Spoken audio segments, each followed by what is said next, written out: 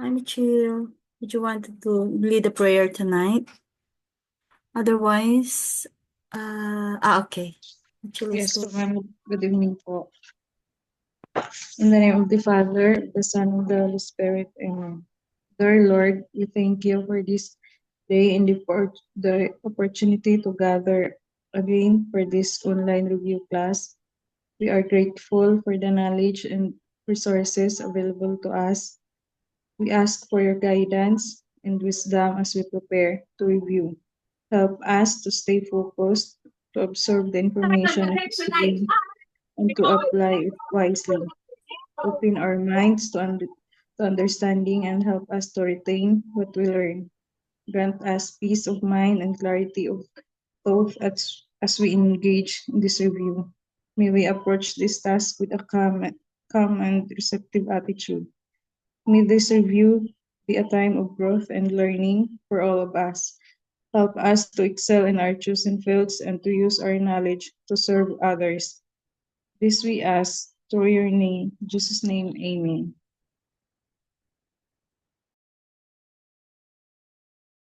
Thank you, Chill. What was that sound all about? Sa akin ba yun?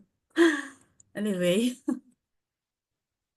yung noise kanina nasa apologies. We're now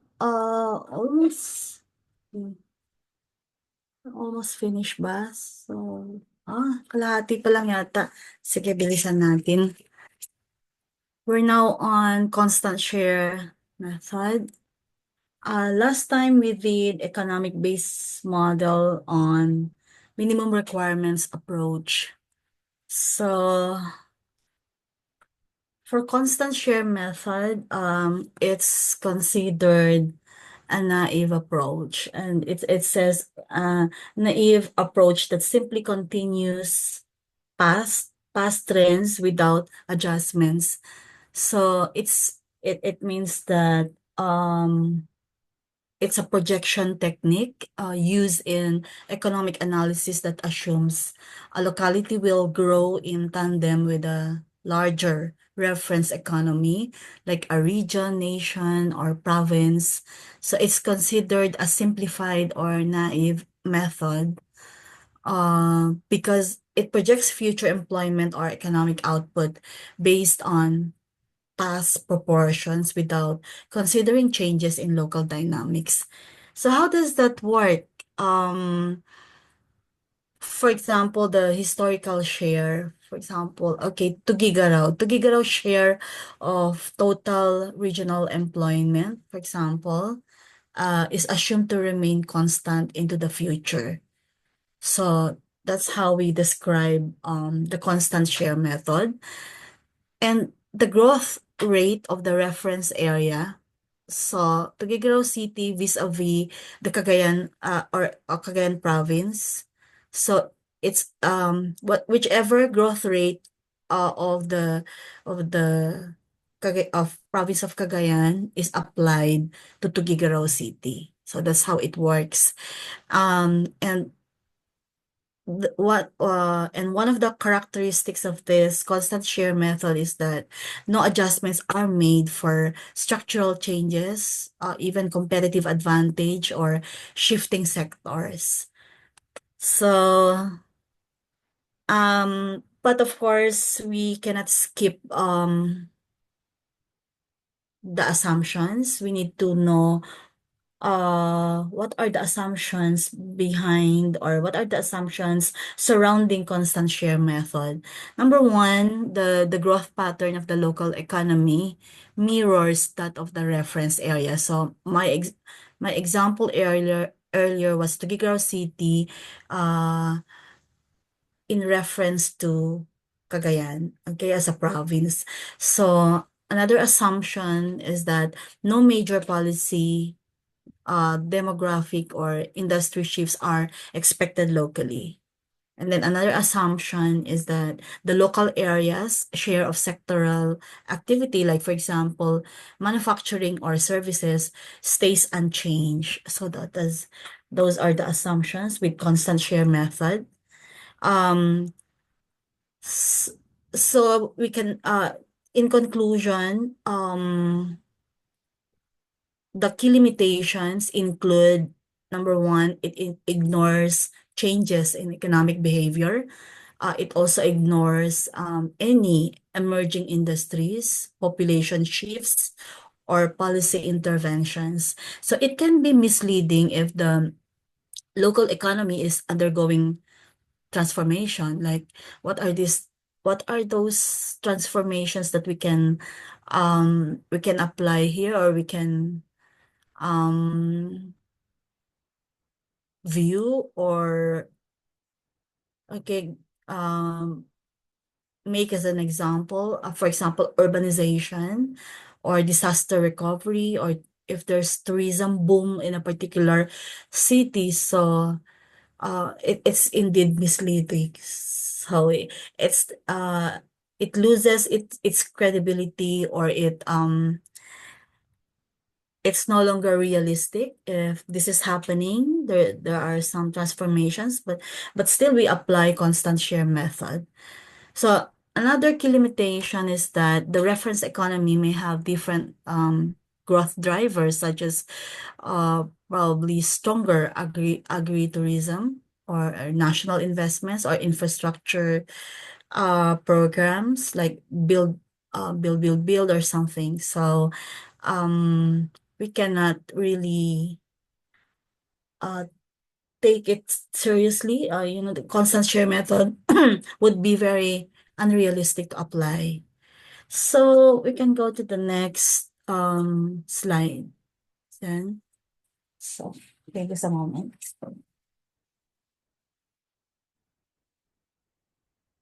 Okay. We have a formula, constant share method. It provides the basis for it's the basis for computation of this model or method, which is used to project local employment in a particular industry based on the growth rate of the reference region. It is simple yet powerful when data is limited. So we can say E, EI, okay, or local employment in industry I at base year T, okay, equals projected local employment in industry I at future year T, okay, multiplied by open and close parenthesis 1 plus the growth rate, okay, raised to the T prime minus T. Okay, so this formula assumes that local employment in a particular industry grows at the same rate as that industry uh, grows in the broader reference region. So we're talking about two jurisdiction here, the the smaller and the reference, which is the the parent locality. So in this case, um, if we are taking Tuguegarao City as an example, then the reference area should be Cagayan. Now, for computing the regional growth rate, RI, okay, R equals, okay, employment in industry in the reference region at year T, I mean, plus raised to the, I'll say it again. Ri equals ei raised to the t plus 1 minus ei raised to t all over ei raised to the t. So this gives the annual growth rate of employment in the reference region, which we then apply to the local area. Then how do we interpret, and how do we use that? This method provides projection of future local employment by assuming stability and employment share. So for example, if tourism in the reference region or so please don't mistake it as like region 1, 2, 3, but when I say reference region, so it should be the parent jurisdiction. When it grows, for example, by 4% annually, the model assumes that tourism in a local municipality will grow by the same 4%, barring any interventions. So regardless of which interventions are glaring or obvious, then it's still 4%. So that's how constant share method works. It does not capture local shocks, means disaster, loss of investor, closure of an industry. It also ignores policy impacts like if there's an introduction of new enterprise zones or if there's a new infrastructure, or it also assumes uniform economic behavior, which may not reflect real world divergence. So can go to the next one, area ratio method. The area ratio method, also referred to as the step-down method. Can see that. It's still a projection tool that relies on historic ratios between a larger geographic unit, okay, for example, region, province, or nation, and a smaller unit, municipality, barangay, or district. So it's based on the assumption that the growth trend of the larger area, okay, will influence or be mirrored by the smaller area, and the proportional relationship between the two will remain constant. Okay, just a moment.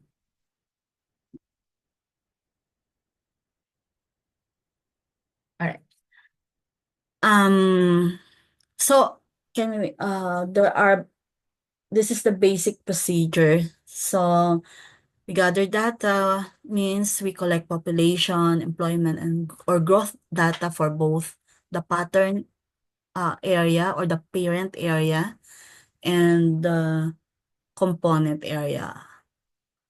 We normally refer to it as a child, di ba? If there's a parent, there's a child. So second is we calculate observed ratios. So how do we do that? We determine historical ratios of the component to the parent. So for example, if municipality or A was 2.5% of the region's or province total population in 2010 and 2020. So okay, then we project future ratios. So I was talking earlier about observed ratios when we try to calculate that. Anyway, we will have examples later. Okay. When we project future ratios through qualitative analysis, which means local insights or urbanization trends, migration, etc. Through qualitative analysis, we determine if the ratio will remain stable, uh, or if ratio grows or decline. So that's what it means. And then apply ratios to future projections. We multiply projected figures for the parent area by the component areas ratio to estimate future population, employment, or growth. So, what are the advantages here of area ratio method or the step down? Number one, it says here, because carefully crafted projections are usually available for larger areas, it's often easier to project a smaller area's trends based upon its projected share of the pattern area. So pattern is the parent, okay? Uh, so if, I mean, it's efficient, if there are available data, then and often if it's available, for example, from PSA, from NEDA, for regional estimates. Then projections for larger areas are, it's practical, or we make the step-down approach more practical. Okay, if we have those data, then locality is also another advantage. A similar set of factors affect both of these geographic regions, with globalization dependence of local economies on parent economy is increasing. So, what does that mean? It means that localities tend to be influenced by regional trends, okay, like migration, investment also, natural disasters, infrastructure, and more. So, okay. Then next one is regional or subnational trends are often much more stable than local trends. So, and stability aids predictability. Um, it means that national and regional trends tend to be more stable and less erratic, aiding long-term goals. So it should be, what does it mean? It's more yeah, it's advantageous because and when we reference it in the higher geographic levels or the parent area, then um it's accurate or it's dependable, because normally the national and regional trends tend to be more stable, okay, and less erratic. So it could really be very helpful in aiding long-term forecast. Again, I'd like to continue. Takes into account regional factors driving local population changes. So, um, it means that, okay, let me read again. Takes into account regional factors driving local population changes. So it would be a good reference, because normally the higher the parent area would be um reflective of it could be easily reflected to determine those factors that drive local population changes.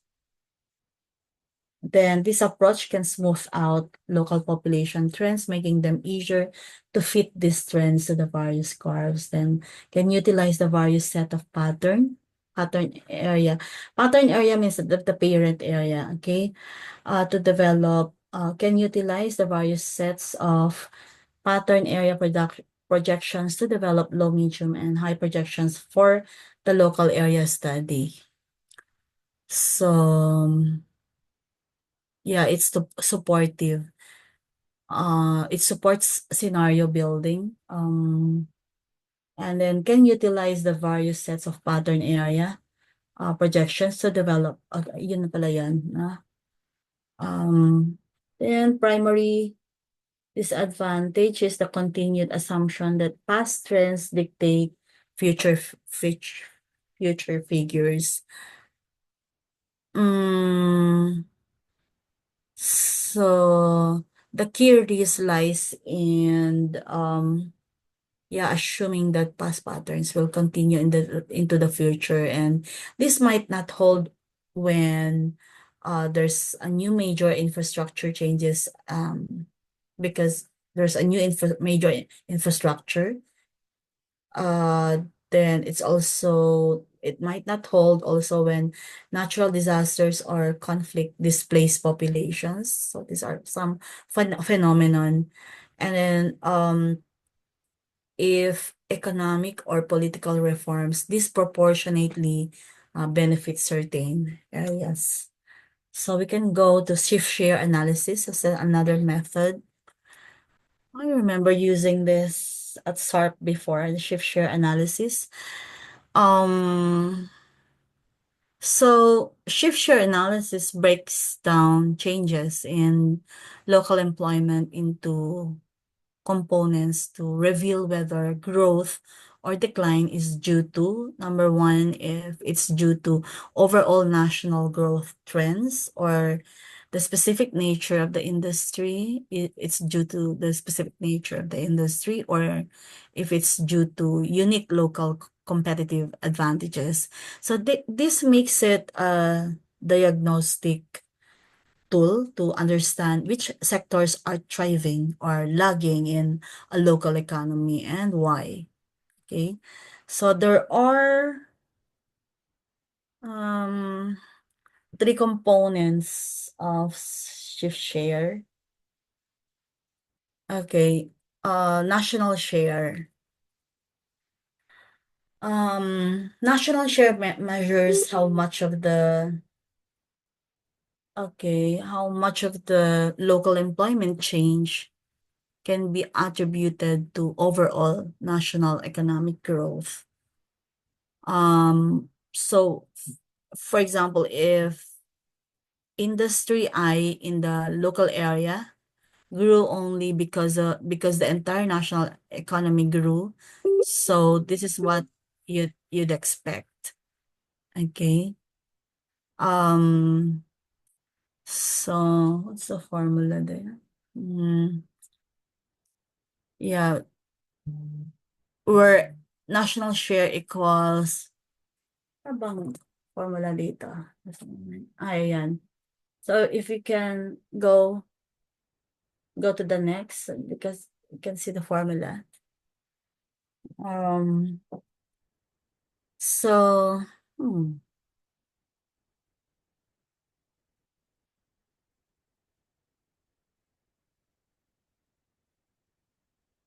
so NS, EIO, parang iba naman yung, wait lang. Summation EIL raised to the T times RN. Then IM is summation EIL raised to the T multiplied by RIN minus RN. Okay. So just take note of the formula anyway. So the variables there are the base tier, local employment in industry I. So if we are, for example, starting with 2015 or something, so that's you indicate, okay, you note the local employment in industry I in that year. And then we also need to consider national growth rate for all industries, local versus national. So if given is province, so that's okay. And so this indicates that if national share is positive, then if positive, growth is in line with national economy. Okay. I mean, yeah, growth is in line with national economy. Then for industry mix, let me read that. Estimates change in employment in industry I based on the difference in growth rates between industry I nationally and the entire national economy. How much additional would it have changed if it mirrored national industry employment? So industry mix actually measures the effect of the industry's national growth performance compared to all other industries nationally. Okay, so what's the interpretation? A high growth national industry. So what are those that we have at the moment? We have um a high growth within BPO industry or renewable energy. So it naturally raises local employments regardless of local strengths. So those, please note all this formula. When we obtain a positive result or positive value, then the industry later, you will understand better if, okay, just a moment. Understand better if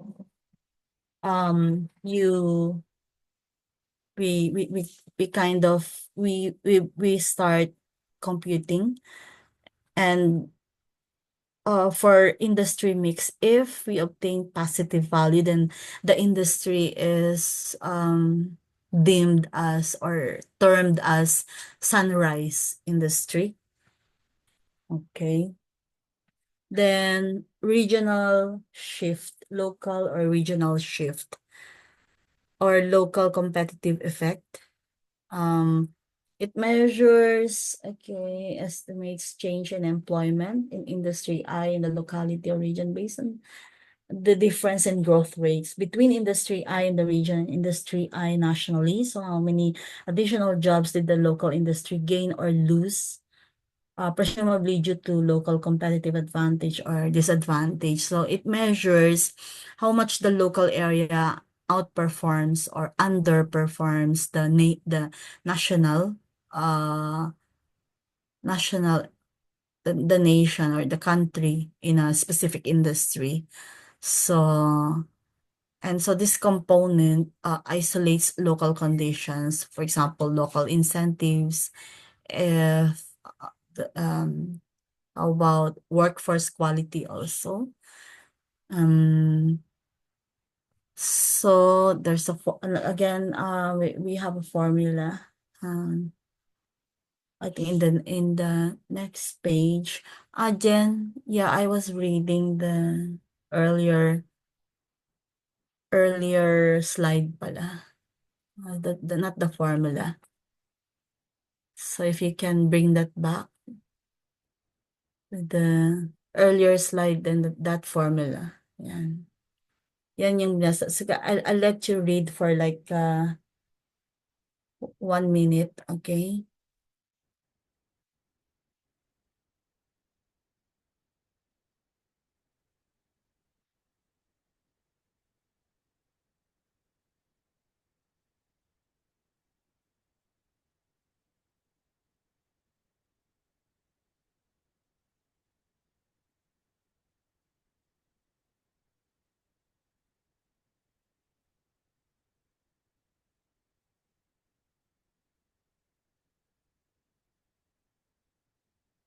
So I emphasized earlier on the three components.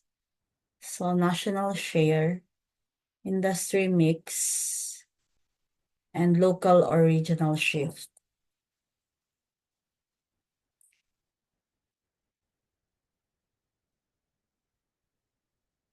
Okay. The shift share analysis is most powerful when planners want to, number one, evaluate sectoral strengths and weaknesses. Also, it's powerful when we justify priority sectors in CLUP or CDP investments. And then shift share analysis is most powerful also when we explain why local growth diverges from national trends.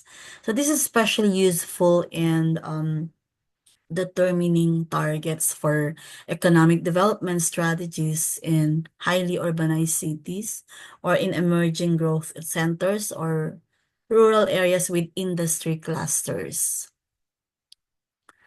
So we can go to the Keynesian income multiplier after the formula.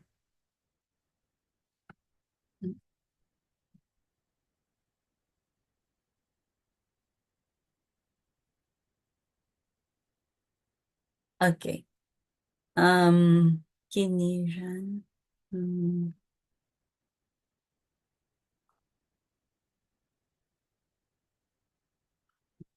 Can we go back to the formula then? Doon sa shift share analysis. Okay.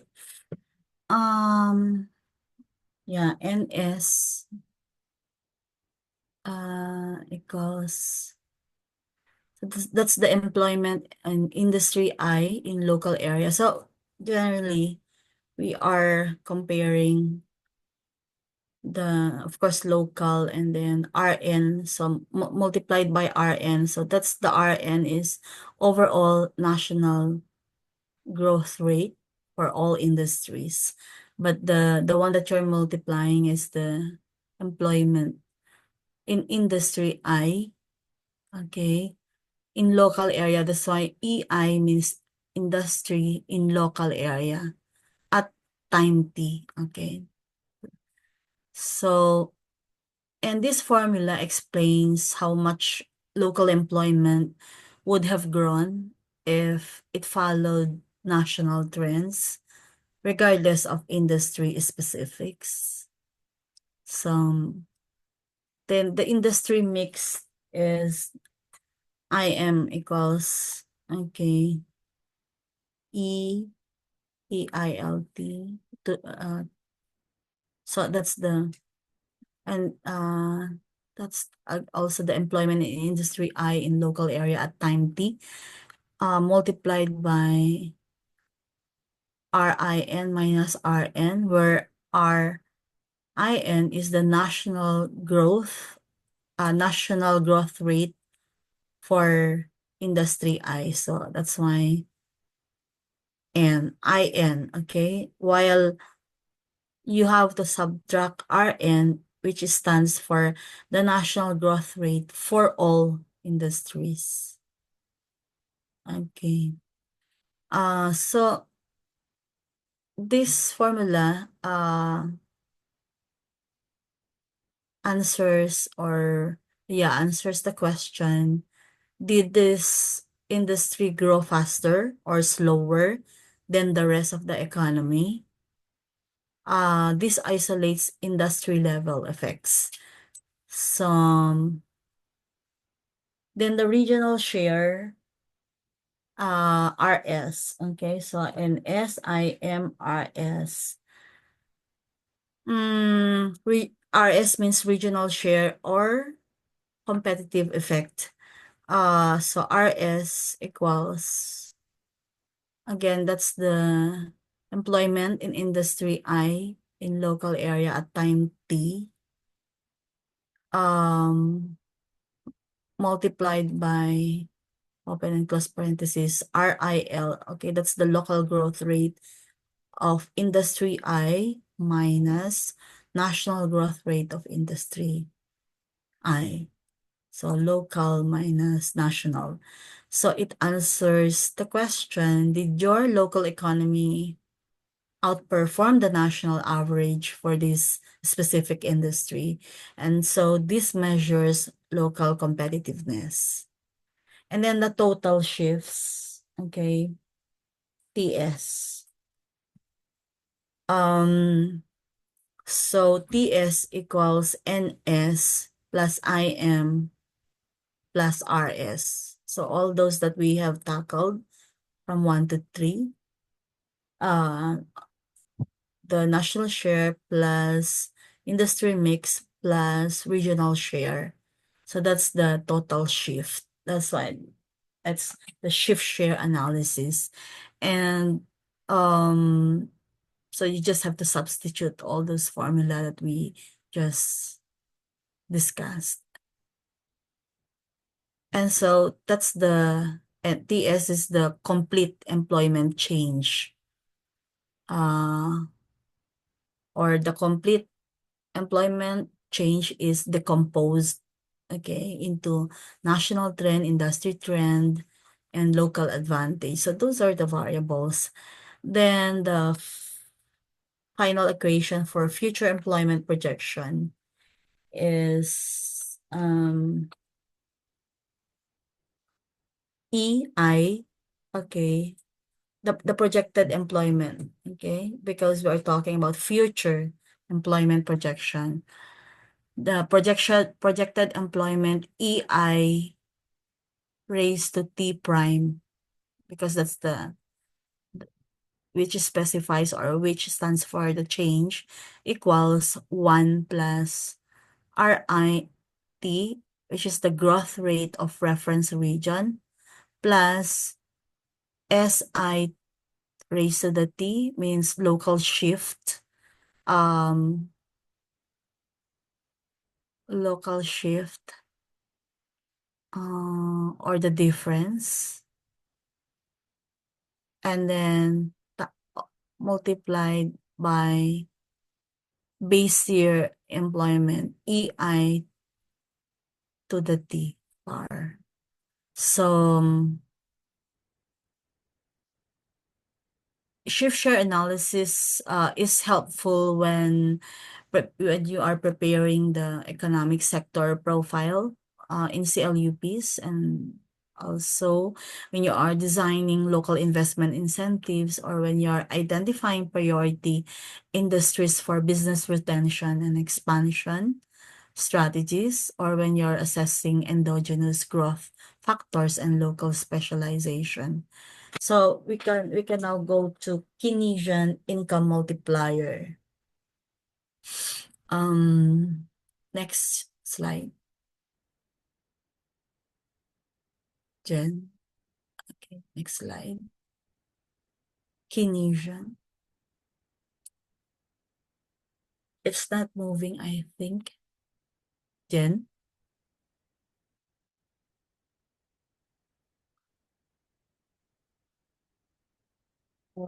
So this is okay. Please note John Maynard Keynes.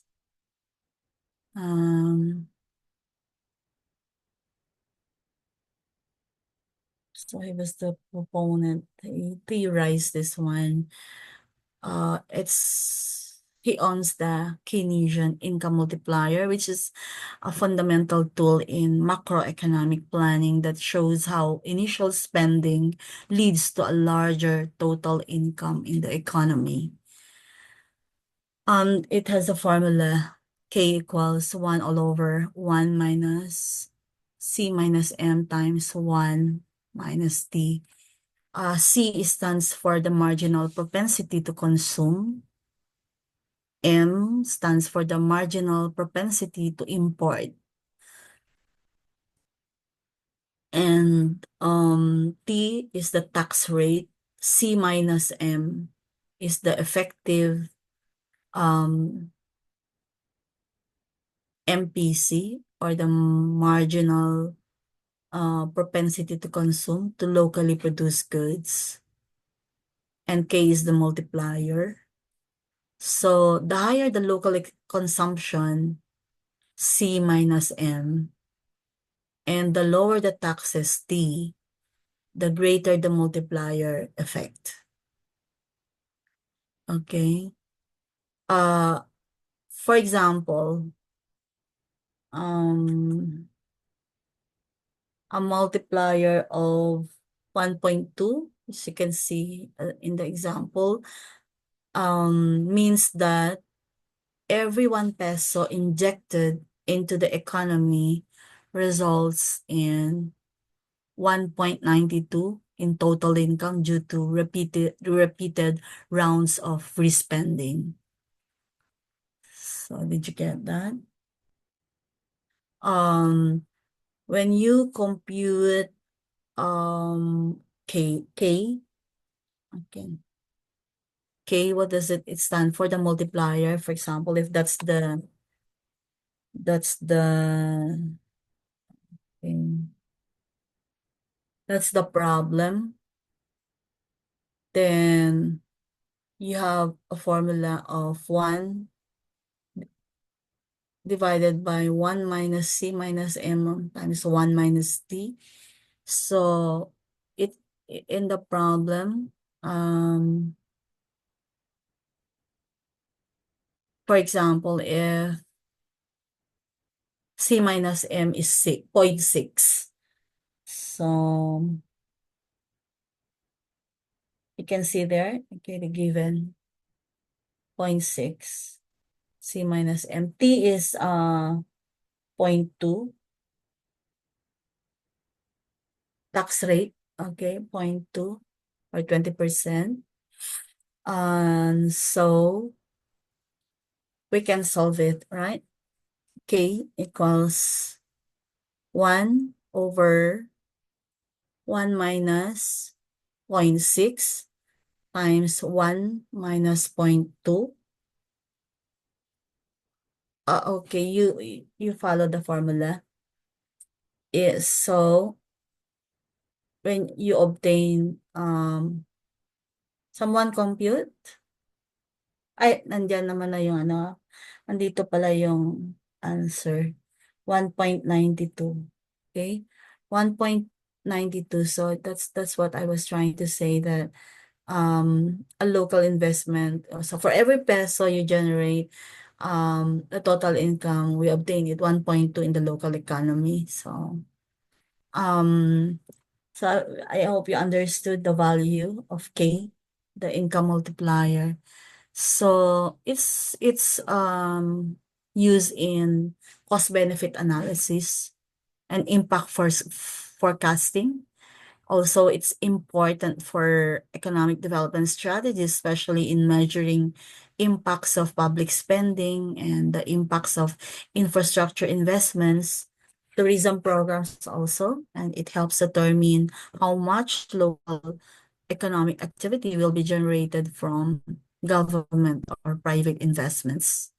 So we can go to the next slide.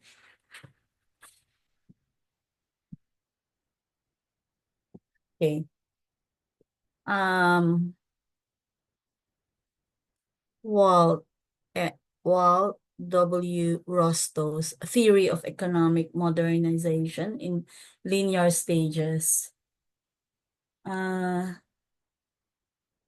Okay. This is a framework also in development economics that outlines how economies transform over time. Okay, so this is quite interesting actually, that there are 5 stages of growth by Rostow in 1960. For a traditional society, so it's subsistence based. It has limited technology, so that's the characteristics, okay? And it has a static social structure. Now, the key trait there is low productivity and minimal surplus. Savings and investment are negligible. And in this society or in this stage, the dominant sector is agriculture. So that's the traditional society.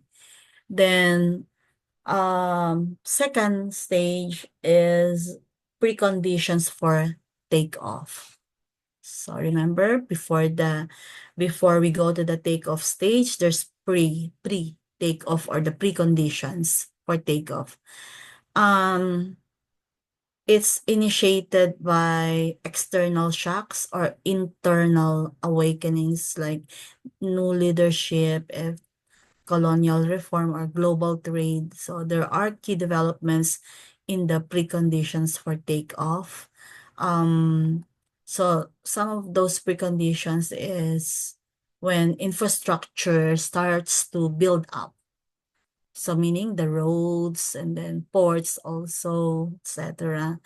Then when um investment investment is increasing or investments increase. Another one is when institutional changes begin. Those are the key developments happening within the precondition for takeoff.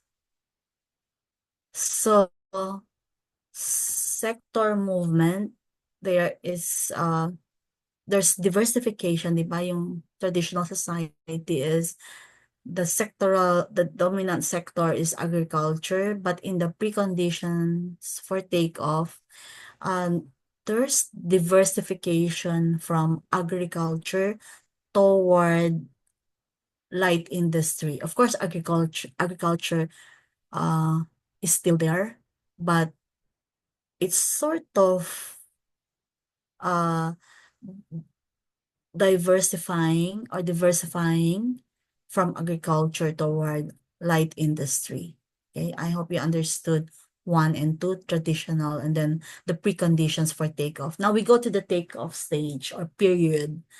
Um, so during this time, there's rapid industrialization. Okay, so that's where um it's characterized by rapid industrialization. What are the key features of this? Number one, sustained growth is achieved. Second key feature is that investment levels exceed 10 to 15% GDP. Another key feature is that new industries drive profits and reinvestment. So how do you describe takeoff? There's self-sustaining development in this period. Now we go to the fourth, which is the drive to maturity. In this stage or period, existing industries mature, new ones arise also.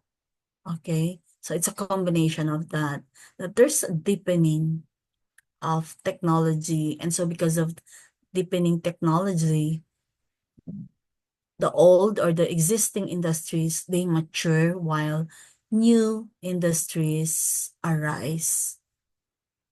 Okay. What are the key transformations in the drive to maturity period? First, there's broad-based industrial and technological expansion. Second, economy becomes more diversified and globally integrated. So the country begins exporting, a variety of goods competitively during this period. Then the next is age of high mass consumption. Um, this is actually when we say age of high mass consumption, we try to describe consumption over production such that economic activity now driven by consumer demand and services. So what are the key indicators of this? There's high per capita income. There's presence of welfare state policies. Then there's expansion of education and healthcare and services. Okay. And so the dominant sector, of course, is services. Okay. Services sector. So why do we really need to do this one? Why do we need to know this, the 5 stages of um growth? Okay. Because when we it provides for a framework when we diagnose an economy's development stage. So you know where the local economy is going, or where where it is, where it's currently, what's the status and where it's going. And so it can be used to strategically uh, time investments. Strategically time investments when we also use to determine land use shifts or infrastructure, when we it can be used in infrastructure planning also. So, and when we determine land use shifts, okay, helps us also to align sectoral targets like so this is where agriculture sector is going, and what should it target, then the industry, then services, with the vis-a-vis the economy's stage of growth. So it also emphasizes infrastructure and institutional reform as preconditions for sustainable progress. But okay, the next slide should have been shown side by side, but it is located into different slides, so we can go to the next slide. So you can see the 5 stages of growth. Okay, by Rostow in 1960. Traditional, precondition, take-off, drive to maturity, and age of high mass consumption. So we have that those are the levels of development. And then, of course, it grows over time. It matures over time. Um,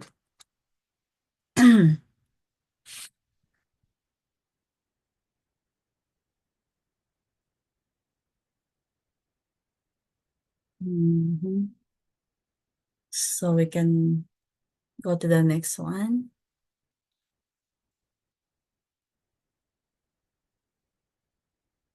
Okay.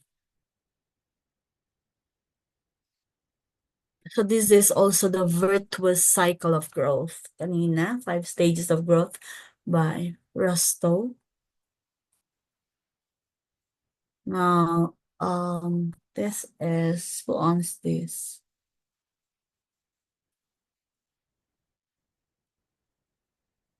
Okay. So um, it's a self, or the virtuous cycle of growth refers to a self-reinforcing process where economic activities stimulate further growth, um, and when it creates a positive feedback loop. And so this cycle demonstrates how investments, whether public or private, can trigger sustainable economic development through job creation and increased economic activity. So if we try to make a breakdown of this cycle, we start with investments by government or private sector. So how do we define that? Um,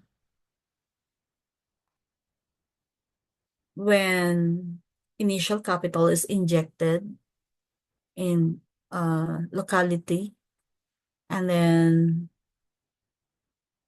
uh, when there's infrastructure development, when there's enterprise development. Also, it's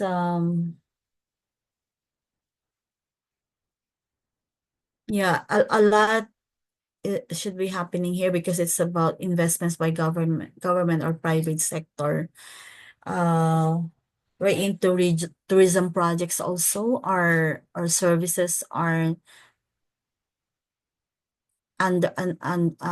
underway, and so in Philippine context, this can include funding through PPP, or NEDA board approved programs or local development investment programs.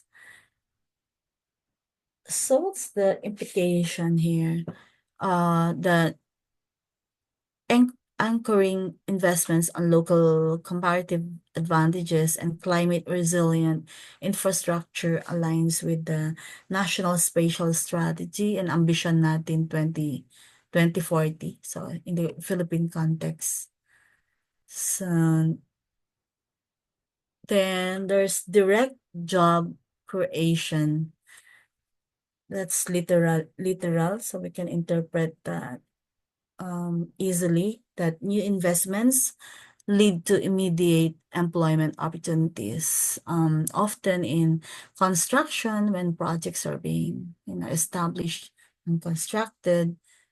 So we develop immediate employment opportunities. Then also services, agriculture, logistics or manufacturing. So employment here, employment creation supports the balance urban rural development goal under the CLUP, especially for key growth nodes in urbanizing municipalities. Then there's increased local spending by workers still. Residents gain disposable income and begin to spend more locally, uh, supporting small and medium enterprises or SMEs, service providers, transsector. What's the key economic principle? That based on Keynesian consumption theory, greater income leads to greater marginal consumption, particularly on basic needs. So next is increased job creation. As demand for local goods and services rises, businesses expand or new ones emerge. For example, more restaurants, tricycle services, sari-sari stores, market vendors, and tourism enterprises in growing municipalities. So increased job creation as a part of the virtuous cycle of growth supports the informal economy and community-based development promoted under inclusive local planning strategies. Now, for the last one, increased local demand for goods and services. So with more economic participants, the local demand base expands, encouraging further investments, market diversification, and increased tax revenues. So what are the planning tools applied here when you reach this cycle of growth, increased local demand for goods and services? So we apply the LQ or the location quotient to identify sectors with high demand multipliers and prioritize them for support. So this phase closes the loop, bringing us back to step one, where higher demand justifies further investments by government or the private sector, restarting and reinforcing the cycle. So, if there's a virtuous cycle of growth, there's also what we call the cycle of poverty by Rosto in the next slide.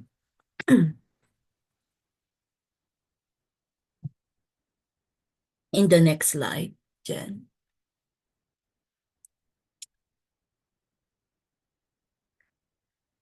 So,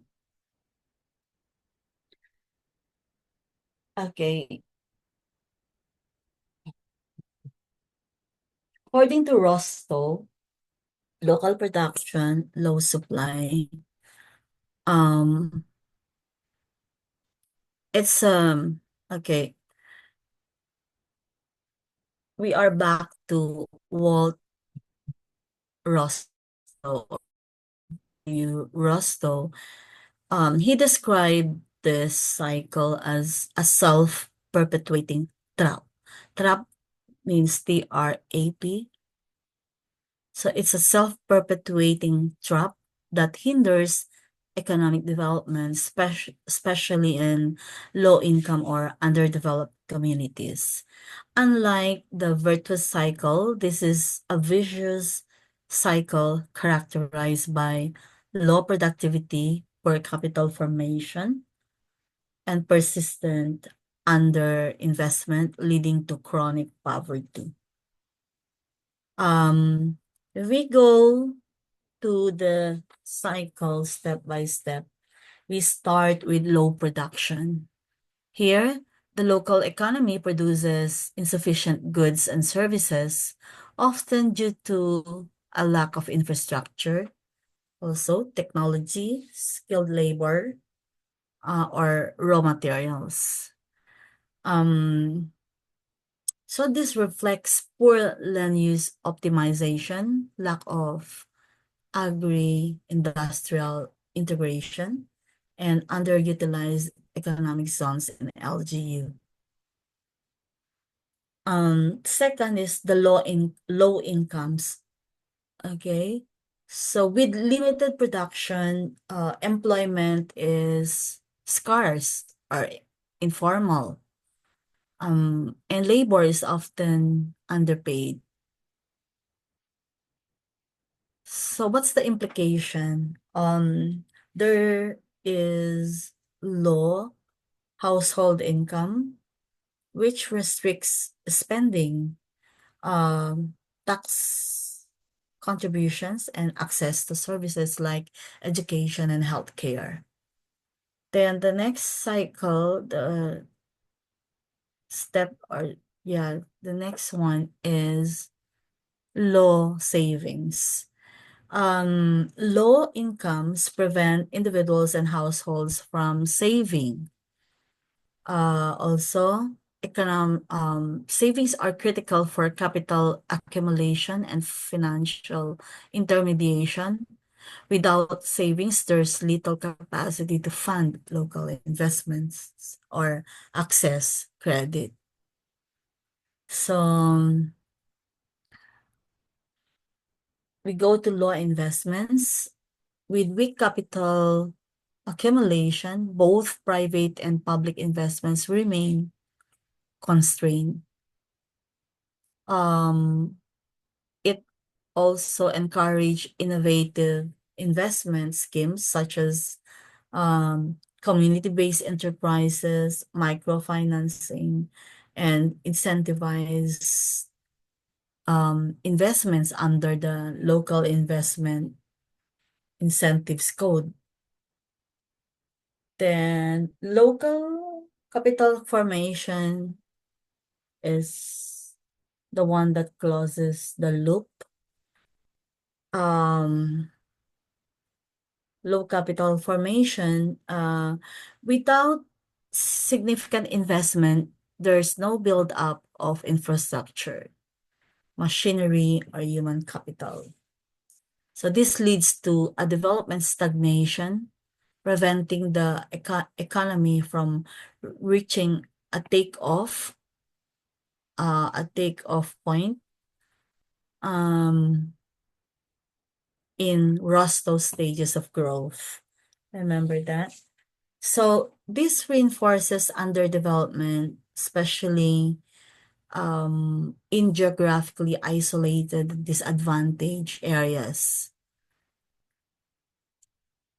Please note, we can say GIDA. GIDA means geographically isolated, GI, and disadvantaged areas. So it might be asked. Then back to low production, all right? The cycle completes itself when the lack of capital, technology, and infrastructure limits productivity anew, so trapping the locality in chronic poverty. Um, so what could be our CLUP intervention? Planners must break this cycle by identifying catalytic sectors for investment and aligning them with land allocation and economic development zones. As to CDP, um, we can integrate strategies such as value chain upgrading, and then we can also have strategies such as green enterprises or farm to market infrastructure or cooperative formation to promote savings and reinvestment. Then in vulnerable areas, climate shocks can exacerbate this cycle. Integrating resilience building in LGU plans can prevent disaster induce poverty spirals. So, okay, we can go to the next slide or the last slide that we can have tonight. Mm, the cycle of poverty by okay. So cycle of poverty earlier by Rosto, and then the cycle of poverty by Simon Kuznets.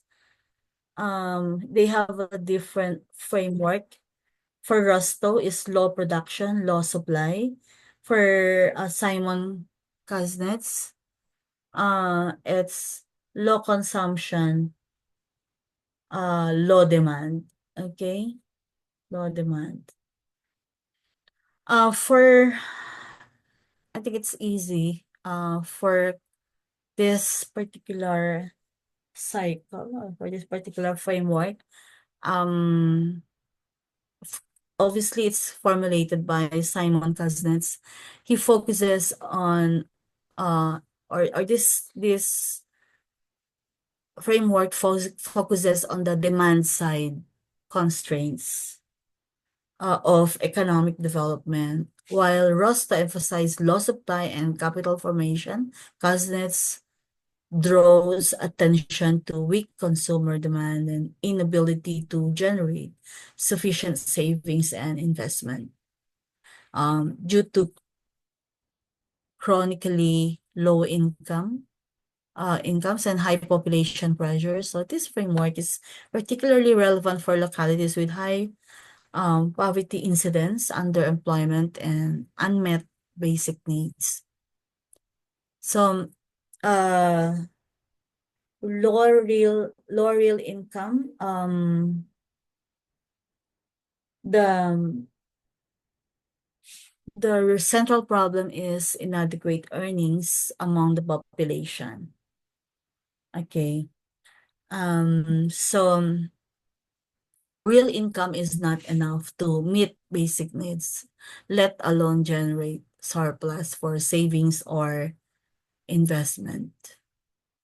So this correlates with regions having low productivity, employment, informal labor, or minimal value added economic activity. Then rapid population growth also deals with low income and limited access to family planning. Also, population growth outpaces job creation, further depressing per capita income. So, as planners must integrate population management and basic services or basic service access, health, education, livelihood in local development plans. So, low level of saving, because incomes are barely enough for survival. Saving remain negligible, curbing domestic capital accumulation. So this makes economy heavily reliant on external factors. or external transfers, I should say. Also OFW remittances or national funding. So these are the concerns of the um of local governments. But okay, yeah, it's really trying to mm, yeah. This is actually what I'm talking about the relevance to LGUs of level of savings, that it indeed makes the local economy heavily reliant on external transfers like the ano na yung tawag niya sa IRA ngayon? National Tax Alat. Allotment. Okay. NTA na ngayon, ano?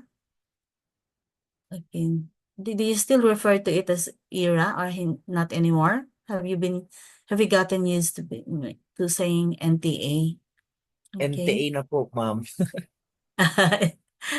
Nakalimutan na yung pagkahaba-habang panahon na era, ano?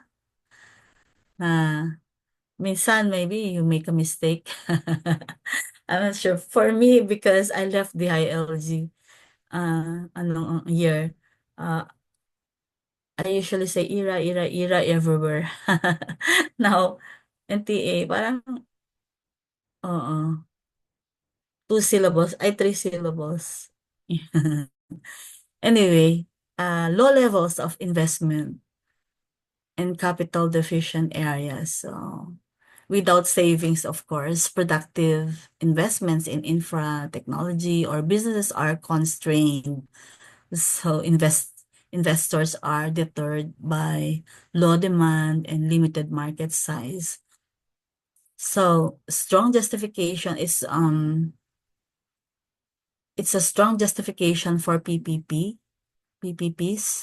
or investment promotion centers or cluster-based development to attract catalytic investment. Okay. So, low output, lapit na, okay? Low output or productivity. A lack of investment leads to outdated tools, isn't it? So, inefficient systems also. It leads to inefficient systems and low-skilled labor, further reducing economic output and productivity. So this is where sectoral development plans like agriculture, fisheries, as MSMEs must integrate innovation, financing, and training programs. Then we go to unemployment, underemployment. As a result of weak demand, low productivity, and overpopulation, formal employment is inadequate at in this aspect or in this component. So, and much of the population remains underemployed or informally employed. So it's important that we identify labor absorbing zones in the context of land use. So also we can identify industrial estates also or agro-industrial corridors to maximize employment gains. Now for low level of demand, low level, saan na yan? Yeah, with many unemployed or underpaid, consumption demand stays low, failing to stimulate business expansion or economic growth. So the vicious cycle continues unless a demand side stimulus like social protection, direct cash transfers, do you think it's effective, or large-scale public works is introduced, and other other factors. Okay, so this is so the implications of this cycle of poverty are to policy to policy and planning is that demand side planning must be emphasized alongside supply side strategies. So Kaznets reminds us that inclusive income generation is not merely an output of growth, but a prerequisite for it. Planning tools such as what you have now, the CBMS, Community-Based Monitoring System or CBMS, or poverty incidence mapping and multi-sectoral investment programming, they're all critical for identifying and addressing the roots of the cycle. So, in the global side or global application, we have the UNDP Human Development Report, which emphasizes income security and social safety nets as central to breaking the poverty trap. And internationally, conditional cash transfers or universal health coverage and minimum income guarantees are increasingly applied to address this demand side poverty cycle.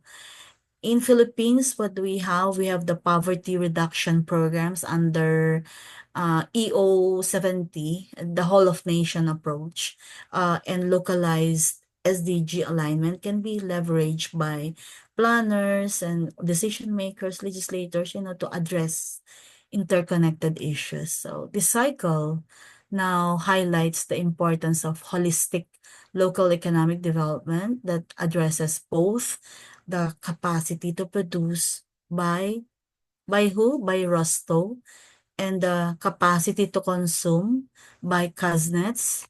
So that's how we try to understand these concepts. Okay, so for tomorrow we can start with basic concepts related to poverty. Sorry, tomorrow pala is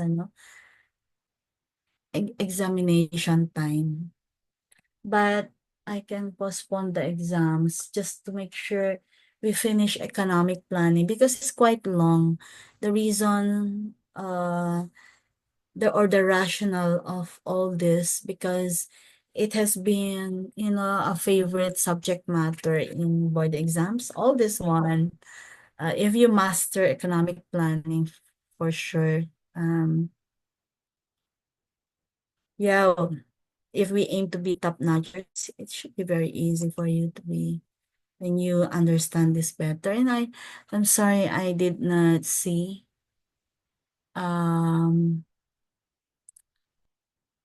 messages of Mia. Ano na yan? Doon po sa RS formula, ano po yung IR? Then doon po sa formula yung small letter E po ba sa concept? So what does higher income multiplier means po or effect po? Di ba I mentioned earlier that if you invest 1 peso and you get a higher value in return after the investment. So for example, 1.92, I think that was the example. And so that 1.92, so magkano yung na benefit mo doon? So 0.92, right? So that's the actually that's the how the income multiplier or the multiplier K ba yan? Yun yung role niya, no? To understand, to compute how much how much did it produce as a profit or as a result of investment. Okay. So how does job creation would be increased from the increased local spending by yeah, we can do that after these concepts anyway, Mia. We will have problem solving. Okay ba? Because we need to finish all the concepts first. And then kapag alam na natin lahat yung overall of yung concepts kasi we need also to understand inequality, etc. After mabuo na yung ating concepts, then we can go to problem solving and we apply it. Parang I will provide an example. For example, municipality A, blah blah blah blah. And so we can do all the we can do all the we can apply all the formula. Okay ba? So, okay ba, Mia? There's Okay, ma'am.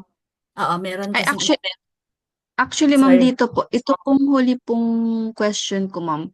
Yung pong cycle kanina ni ano nga ba? Yung kanina pong cycle, nagtaka lang po ako dun sa parang from the increased local spending by workers, yung kasunod po kasi niya na flow is yung increase nung job creation. After po nun, yung increase ng parang demand of Tansya goods naman. and services. Opo. Actually, ma'am, nagets ko po yung local spending by workers, magi-increase din po talaga nung goods and services. Nag-curious lang po ako paano nag-increase yung job creation from the Spending. local spending by workers po. Nakalagay po kasi by workers. Yun lang po, na medyo Okay. na-curious lang po ako. Yung kanina pong cycle ni Okay. the, But ano, basically kasi, 'di ba, if you receive salary, so you receive salary. And for example, I'm a laborer or I'm a worker, so I need to spend that money and then it circulates again in the economy, right? So all those who receive okay salary, po. Hindi pa, okay, so mali po yung, literal po kasi yung iniisip ko. So, okay, gets ko na po. Gets mo yan? So, I'm the employer. I have 10 people and iba-iba yung job nila. So, even the lowest paid labor, laborer, would be able to spend and it goes back to the economy because sabi maglalaba siya, iinom siya ng tubig, di ba? And then he eats also. So all those, it goes back to the economy. And so there's another cycle of, because of the consumer spending. Okay, or the spend, saan sila kumuha ng ng pambili nila, 'di ba? From their salaries or their, and then it goes back and it's a cycle, okay? And so it increases also and from the existing, for example, this particular industry. And then because there's a new infrastructure or there's a new industry, and then there's na-inject na naman ng bagong investment. It goes on and on until we complete it in a within a particular municipality or city. We complete the industry na normally it is being imported, parang gano'n. And then nagkaroon ng capacity na yung LGU to complete the industry from just production, and then we became a manufacturer, and so on and on up to the smallest detail of that particular industry have been completed. And so because we keep spending, we keep increasing, and population increase not only because of the laborers na pumasok and because of their family. For example, I'm a laborer. I come from different municipality, and because this municipality lacks the skills, so you need to hire people from outside the municipality. Siyempre, kapag ka magtatrabaho siya doon and the work is long term, you get your family, right? For example, family of 5, and does the expenditure increase? So their it's being injected again to another industry, to another so expenditure causes yon demand. Okay, demand for a particular like food, ganon. So lahat tayo kakain, di ba? Lahat tayo iinom, lahat maglalaba. etc. So anyway, you will understand that better when we reach the specific cases, yung mga how we grow the economic base of a particular LGU, like when you used to be fifth class, and then how do you grow that because you have discovered something, and not just because you are a production municipality, but you have engaged in another side, which is manufacturing. Parang ganun. So, are you okay to that now? Okay. But we will understand that better. Wala pa kasi tayo doon eh, kasi hindi natin pwedeng isabay, like, hindi tayo matatapos kapag each concept I give example. So, because you need another concept to complete understanding. Ganun. So, we need to complete the whole economic concept or theory because meron din siyang corresponding history. Like for example, Kuznets, and we mentioned about Rostow. And then kapag kompleto na yung idea na niya doon, medyo broad na siya, then we can go into a more detailed understanding of that by applying all those we have learned from these concepts, theories, and meron din kasi siyang history, a bit of history. Okay? So, okay na ba tayo? Don't worry, you will understand. We will Yes, ma'am. always go back.